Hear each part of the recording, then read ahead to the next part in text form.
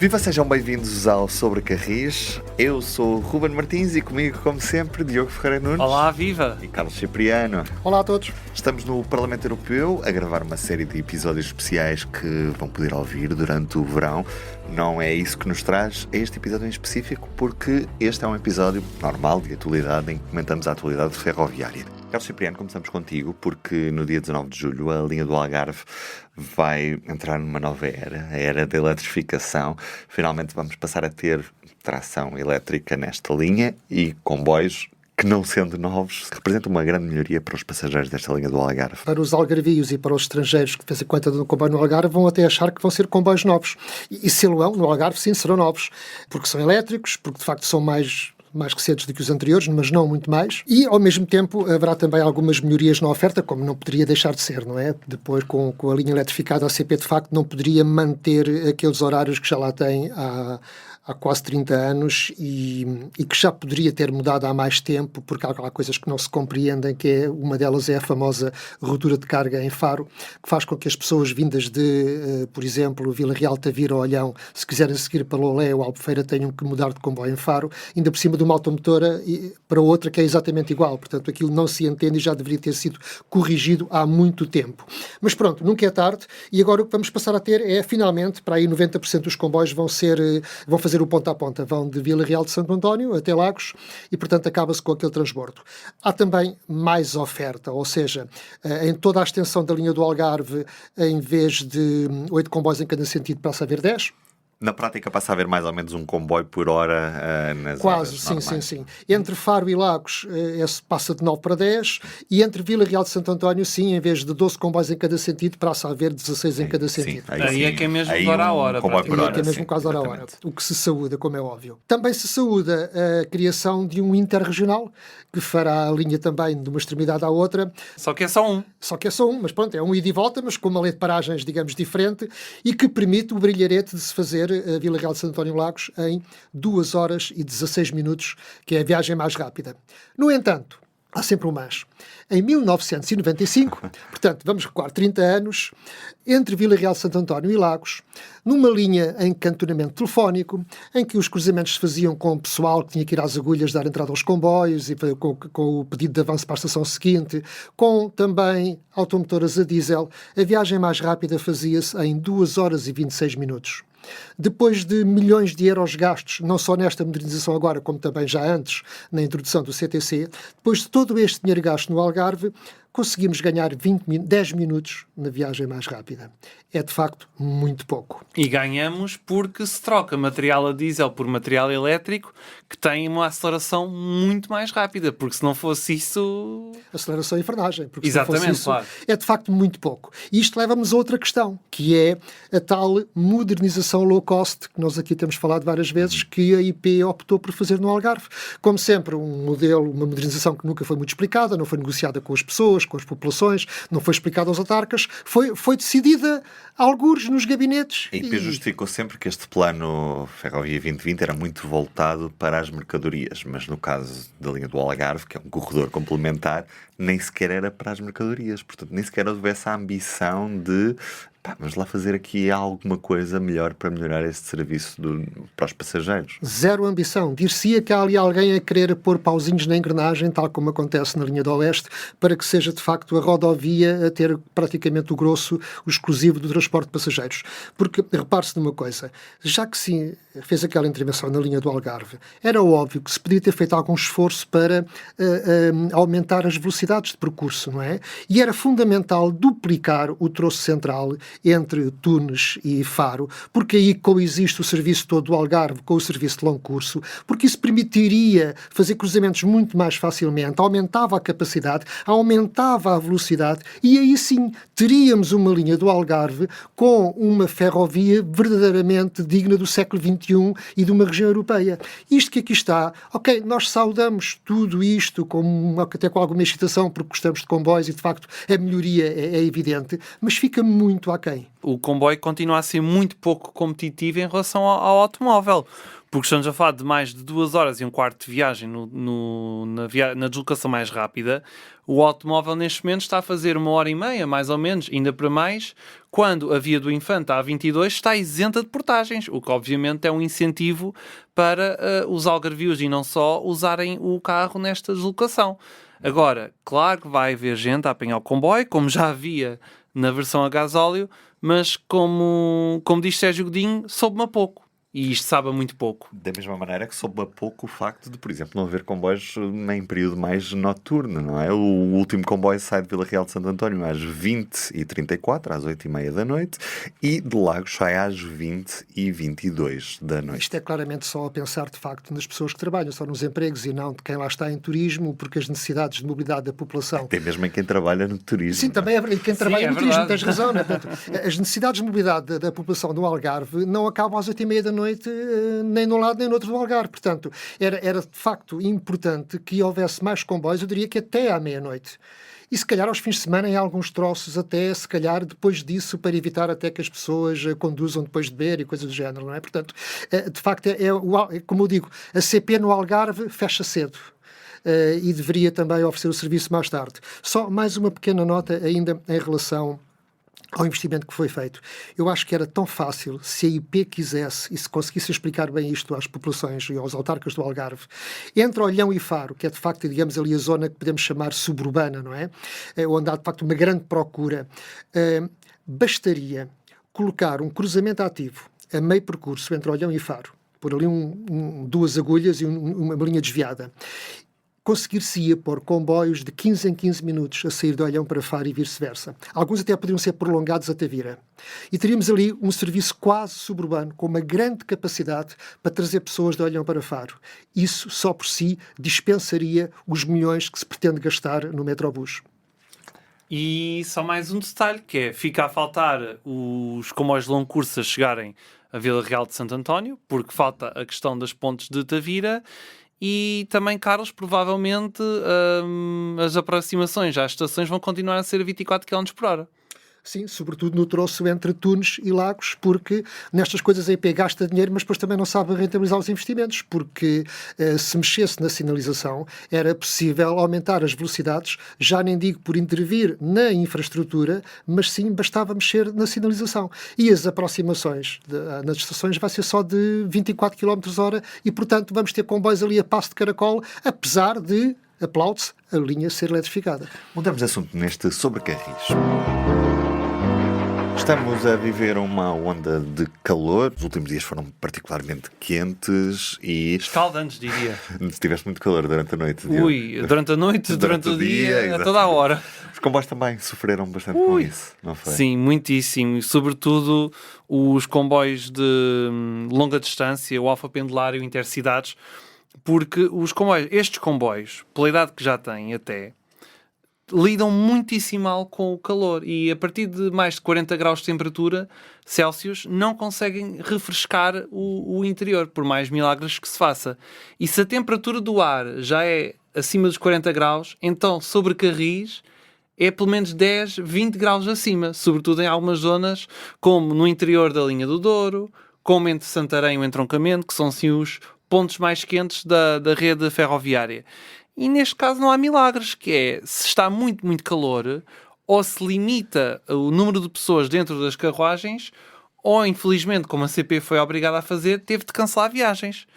E isto é uma situação grave, porque as ondas de calor vão intensificar-se com as alterações climáticas e a CP não tem comboios a vir já amanhã para resolver isto. Vai ser preciso esperar mais um pouco, sobretudo nos serviços que poderiam gerar mais alguma receita, como por exemplo o Alfa Pendular.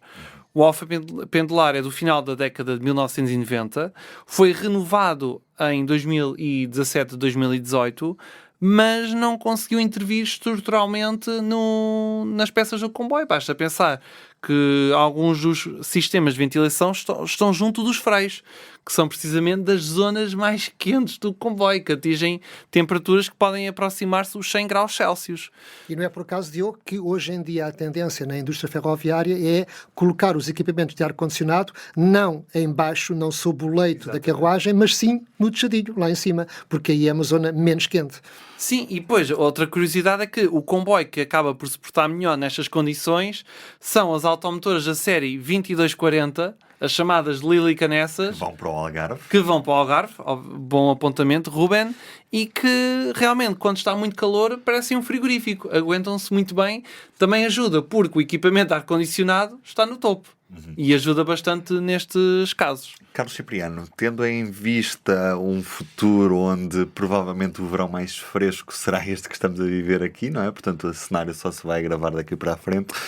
A CP já devia estar a preparar aqui alguma solução, devia estar preocupada, porque ainda temos o mês de agosto pela frente, o mês de julho ainda vai no início também.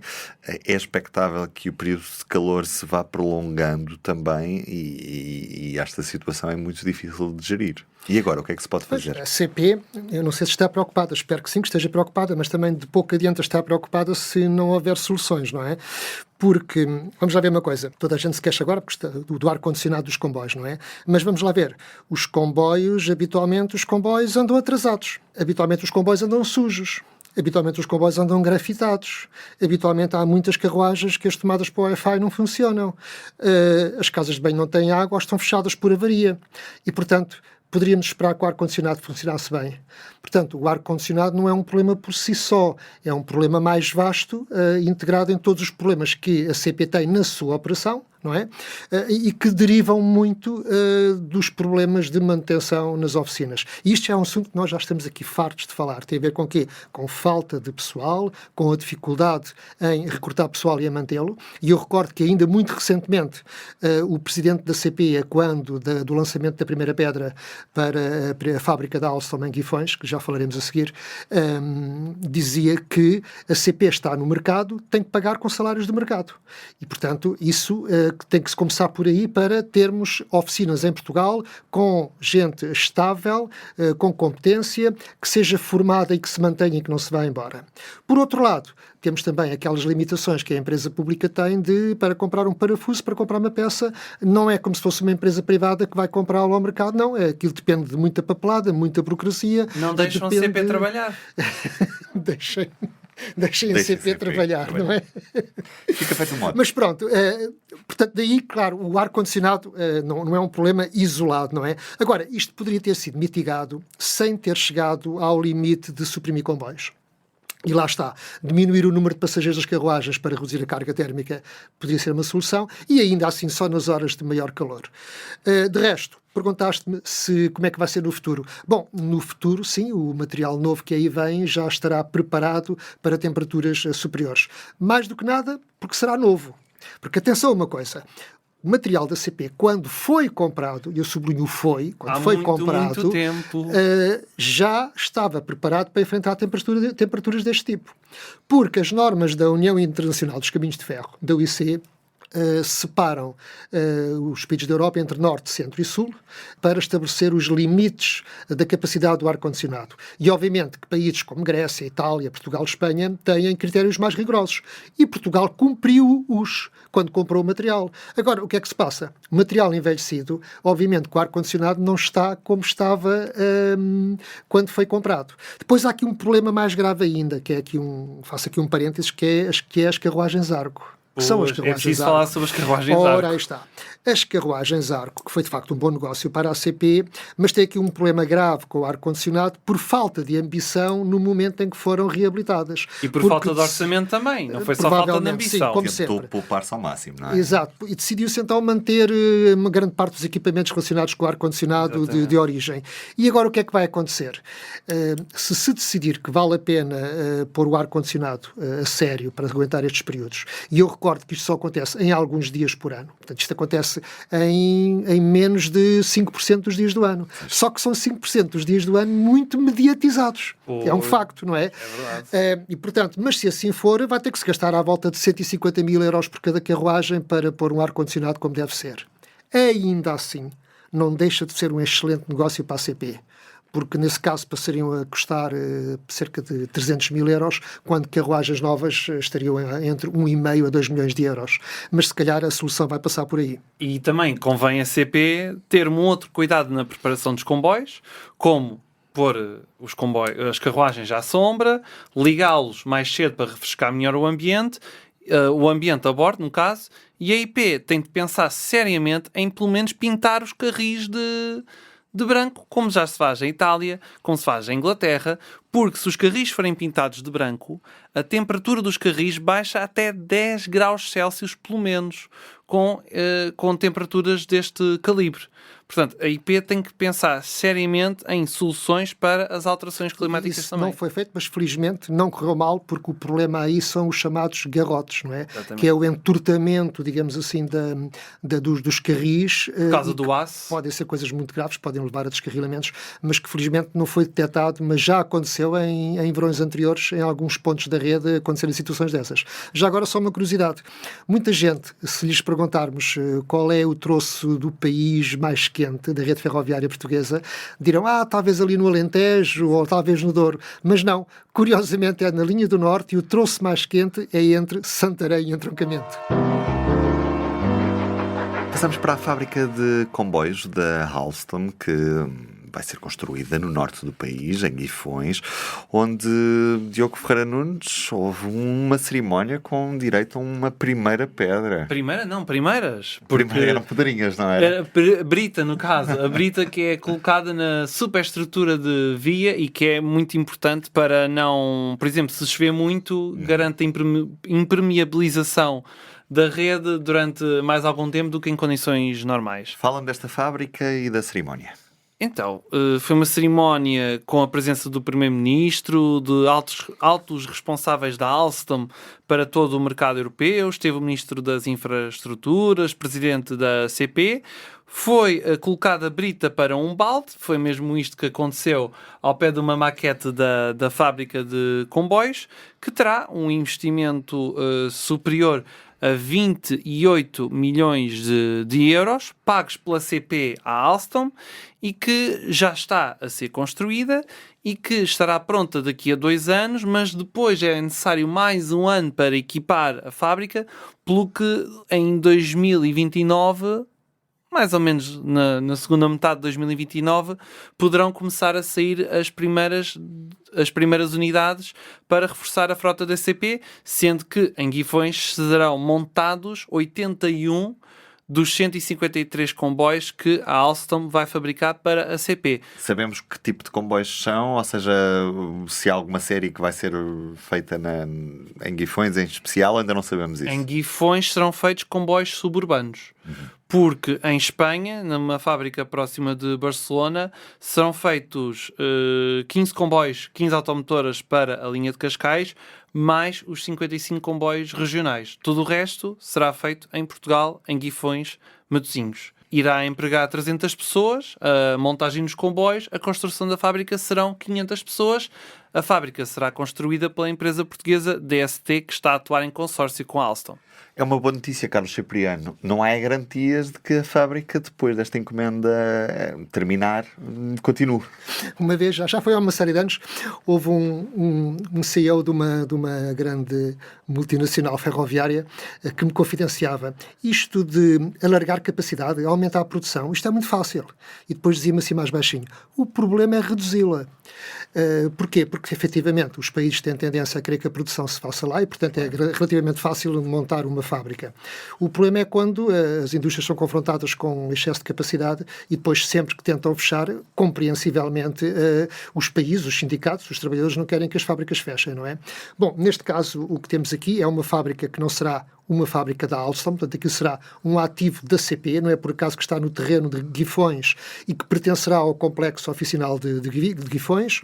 A Alstom diz, assume que vai continuar lá depois da produção, até porque está obrigada a isso em termos de manutenção, durante um período os comboios vão ser mantidos pela Alstom e o futuro, enfim, o futuro o dirá.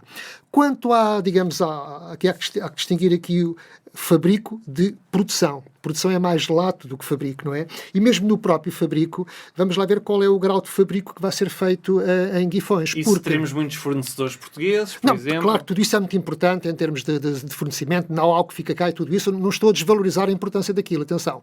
O que eu estou a interrogar-me é qual é o grau de profundidade do fabrico a cá. Ou seja, aquilo que tem mais valor acrescentado é a parte da tração, é a parte da mais eletrónica, dos comboios, etc. Se é para trazer toda essa parte de valor acrescentado e quais peças leg ser tudo montado em Guifões, é apenas a chamada assemblagem, é a montagem. Ok, aquilo, apesar de tudo, vai empregar cerca de 300 pessoas, o que é muito bom, efetivamente. Algum know-how de cá ficar é de facto importante, ou então se vamos mesmo ter ali uma produção que se possa dizer, como há pouco tempo o ministro Pinto Luz insinuava, que iríamos ter um comboio português.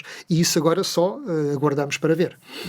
Não sabemos ainda o que é que depois se seguirá ao comboio português, mas enquanto decorre esta construção do comboio português, decorre também num outro projeto paralelo, neste caso em quem dá a cara é Medway, decorre a construção de um vagão português.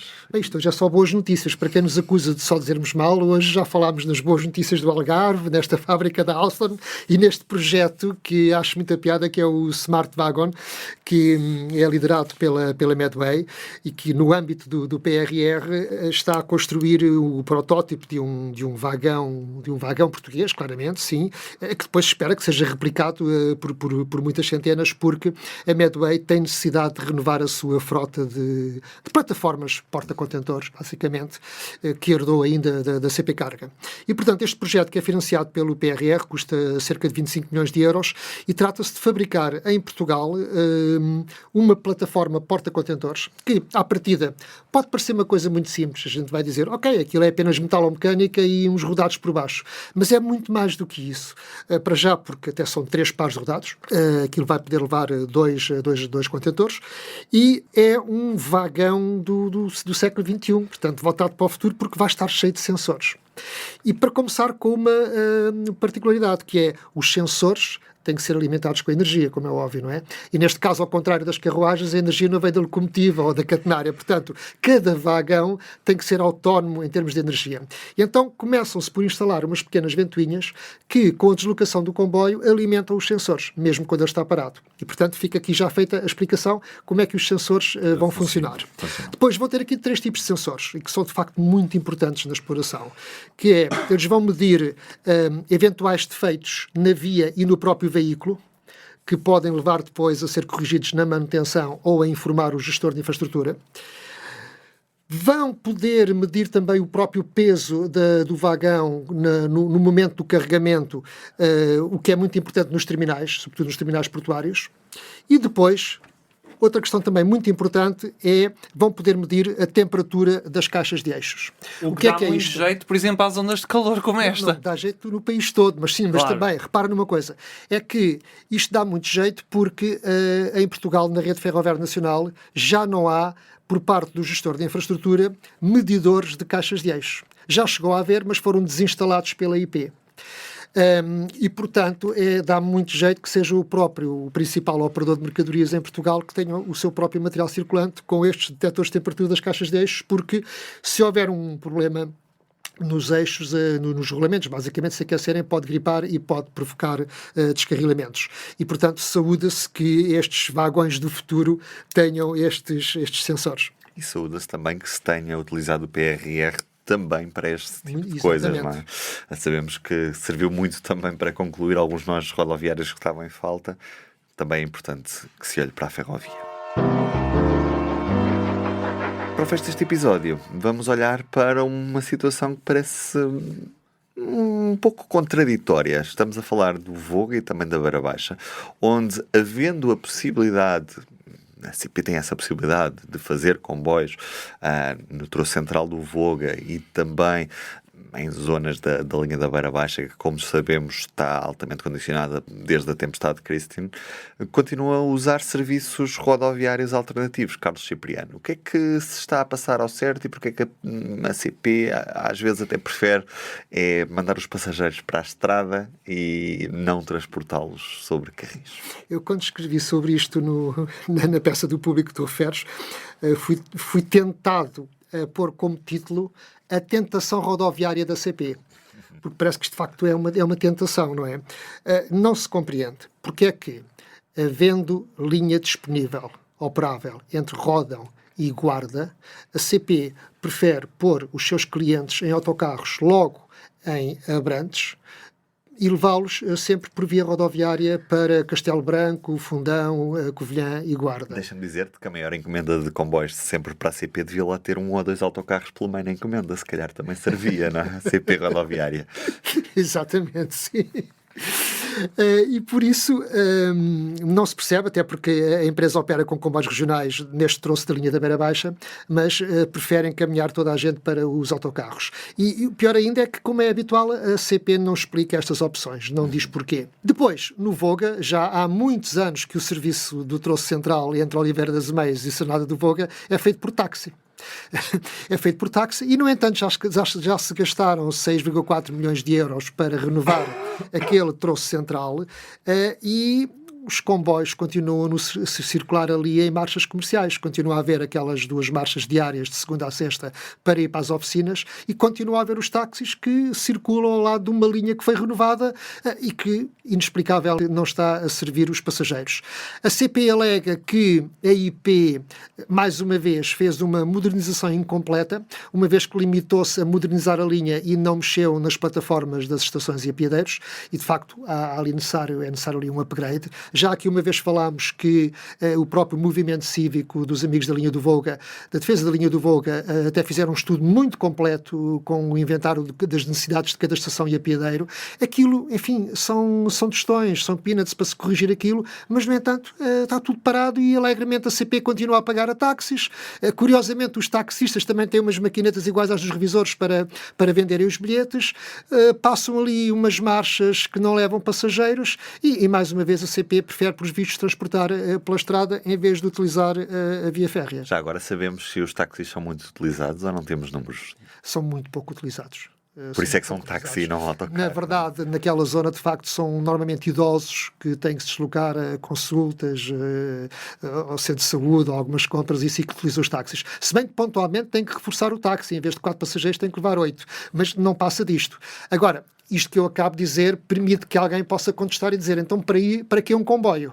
Bom, lá está. É que se houver um comboio, haverá um aumento da oferta, do conforto, se houver frequência, e de facto as pessoas passarão a utilizar o horários compatíveis com os horários das pessoas. E mais, e diretos a Espinho e a Aveiro. E, portanto, aí o potencial da ferrovia, de facto, aumenta. Não vou dizer que aquilo seja um serviço muito lucrativo, mas a partir do momento em que a linha do Voga deixe de ser, digamos, dois troncos, dois cotos ali, um para cada lado, e passar a ser uma linha completa, e se o serviço também não tiver muitas rupturas de carga, então eu penso que de facto há muito potencial ali no troço central, até porque quem conhece aquela zona sabe, sobretudo nas horas de ponta, como as estradas àquela hora estão bastante congestionadas e, portanto, é muito útil de facto o serviço ferroviário ali. E com um tempo de viagem que seja competitivo, porque também, se não for competitivo, não vai atrair muita gente para o comboio, isso é seguro. Mas mostra mais uma vez, Diogo, que a CP às vezes opta mesmo pela lei do menor esforço. Se fosse só a CP, a IP, a tutela, porque também não parece haver muita vontade política para resolver isto, porque certamente se houvesse, outro galo cantaria e as coisas já estariam a andar. Mas vontade política da tutela para andar nas redes sociais, a brincar com o assunto, a pedir um minuto e a dizer que está tudo a correr bem, aí essa vontade não falta. Não foi 1 minuto de episódio, foram mais, mas aqui nos despedimos então. Carlos Cipriano, Diogo Ferreira Nunes, eu sou o Ruben Martins, até ao próximo Sobre Carris. Boas viagens! Tchau, até à próxima! Para não perder os novos episódios, subscreva este podcast do Público na sua aplicação preferida. O Público fica no ouvido.